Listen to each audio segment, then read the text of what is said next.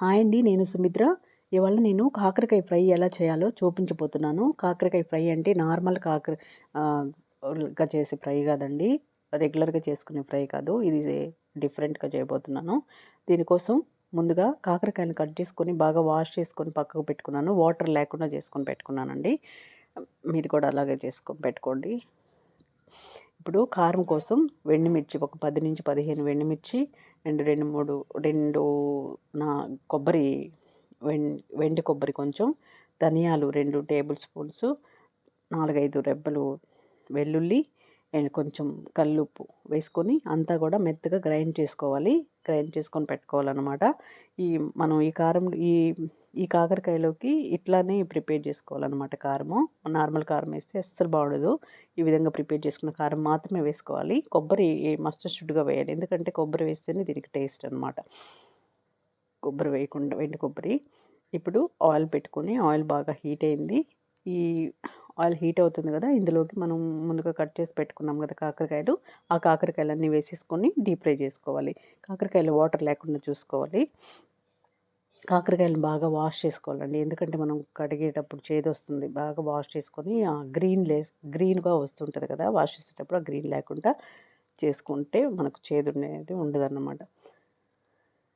Water లేకుండా చేసుకొని ఈ ఆయిల్లో బాగా డీప్ ఫ్రై చేసుకున్న తర్వాత డీప్ ఫ్రై చేసేసుకోవాలి. మంచి కలర్ వచ్చేంత వరకు ఫ్రై చేసుకోవాలన్నమాట. మనం ఇప్పుడు కారం కూడా రెడీగా పెట్టుకున్నాం కదా, ఇది కలర్ మారాయి కదా, కొంచెం కలర్ మారాయి, ఇంకాస్త కలర్ రావాలి. కలర్ వచ్చేంత వరకు ఫ్రై చేసుకోవాలి. కొంచెం కలర్ మారిందంటే స్టవ్ ఆపేసుకోవచ్చు. ఈ కలర్ వచ్చిందంటే ఇంకా తీసేసుకోవచ్చు. మంచి కలర్ వచ్చేసింది. ఇప్పుడు అన్నిటిని కూడా ఒక బౌల్లోకి ట్రాన్స్ఫర్ చేసేసుకోవాలి. ఇప్పుడు ఆయిల్ మిగులుద్ది కదా, మిగిలితే పక్కకు తీసేసుకోవచ్చు. అంటే పక్కకు తీసేసుకొని కొంచెం ఆయిల్ ఉంచుకొని దాంట్లోకి ఆవాలు వేసుకొని, ఆవాలు అండ్ వెల్లుల్లి ఒక 4-5 రెబ్బలు వెల్లుల్లి కచ్చాపచ్చ కొట్టుకొని వేసేసుకోవాలి. ఆవాలు చిటపటలాడిన తర్వాత దీంట్లోకి పోపు దినుసులు కూడా వేసుకోవచ్చు.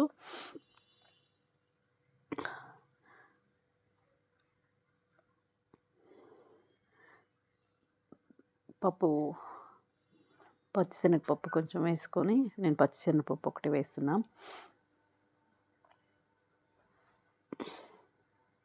ఈ పోపు అంతా కూడా బాగా గోల్డెన్ బ్రౌన్ కలర్ వచ్చేంత వరకు ఫ్రై చేసుకోవాలి. ఫ్రై చేసుకొని మనం ముందుగా ఫ్రై చేసి పెట్టుకున్నాం కదా, డీప్ ఫ్రై చేసి పెట్టుకున్నాం కదా, ఆ కాకరకాయలు వేసేసుకొని బాగా కలిపేసుకోవాలి. ఆయిల్ ఉంటుందండి, ఆల్రెడీ డీప్ ఫ్రై అయింది కదా, వాటిలో ఆయిల్ ఉంటుంది. అందుకని మనం పోపు వేసుకునేటప్పుడు కొంచెం ఆయిలే తీసుకున్నాం కదా. ఇప్పుడు ముందుగా ప్రిపేర్ చేసి పెట్టుకున్న కారం అంతా వేసేయాలి. నేను 2 స్టెప్స్గా వేస్తున్నాను. ఈ కారంని మొత్తం అంతా వేసేస్తాను అనమాట. మనం తీసుకున్న క్వాంటిటీ కరెక్ట్గా తీసుకున్నాను, అందుకని సరిపోద్ది అనమాట. సూపర్ ఉంటుందండి. వారం 10 రోజులు నిల్వ కూడా ఉంటుంది. కాకరకాయ మనం డీప్ ఫ్రై చేసుకుంటున్నాం కదా, అందుకని సూపర్ ఉంటుంది.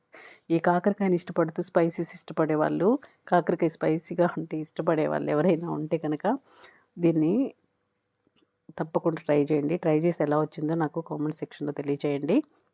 ఫైనల్గా కొంచెం కరివేపాకు వేసుకొని అంతా కలిపేసుకొని స్టవ్ ఆపేసుకుంటే అంతే అండి. ఎంతో టేస్టీ అండి,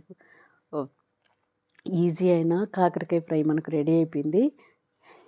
స్పెషల్ కాకరకాయ ఇది రెడీ అయిపోయింది. ట్రై చేయండి. ట్రై చేసి ఎలా వచ్చిందో నాకు కామెంట్ చేయండి.